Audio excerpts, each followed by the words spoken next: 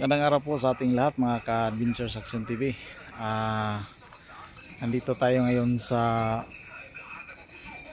Sitio Pitugo 1, kung saan mga ka-Adventures ay sakop po to sa Minglanilla, Cebu.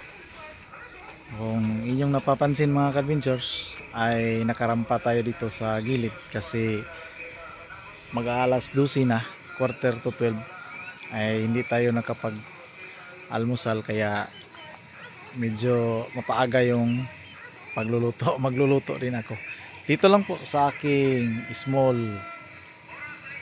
jeep. Ito yung aking sasakyan. Doon lang tayo magluluto sa likod at saka doon din tayo kumain, mag-relax kaunti, bira na naman. So tayo po ay nandirito sa may kakilala tayo dito, isa pong Shrine of Santa Rosalia.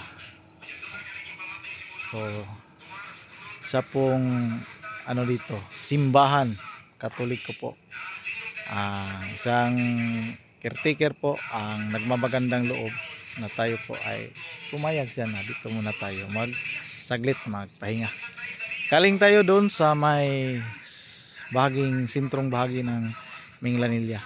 Mamaya akyatin natin yung Pitugo 2 1, 2 hanggang doon nga sa unahan pa na makakaya sa ating sasakyan. Ngayon po ay nandito tayo. May dito, bakanting lupain at kinukultibar ng ating gawing itong subdivision. Sa katunayan nga, tingnan natin kung may subdivision na dito mga ka-adventure. Hindi ko lang alam kung ito ay anong subdivision ang ilagay dito. Pero so tingnan nyo mga ka-adventure, no? So may mga kabahayan na doon. Ayan, no? Pitugo 1. Ayan po ang mga subdivision, kinoconstruct na mga subdivision po. May ilan lang bahay ang natayo, pero marami-rami na natatapos. Ayan po ang ating location. Doon din sa kabila may mga subdivision din doon. Ayan. Ito magandang plastada, magandang lugar to dito.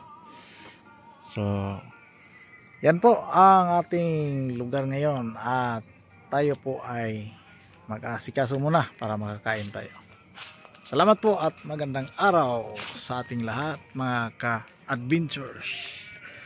At shout out nga pala sa mga sponsor dyan natin sa The Vintage Company. Ayan.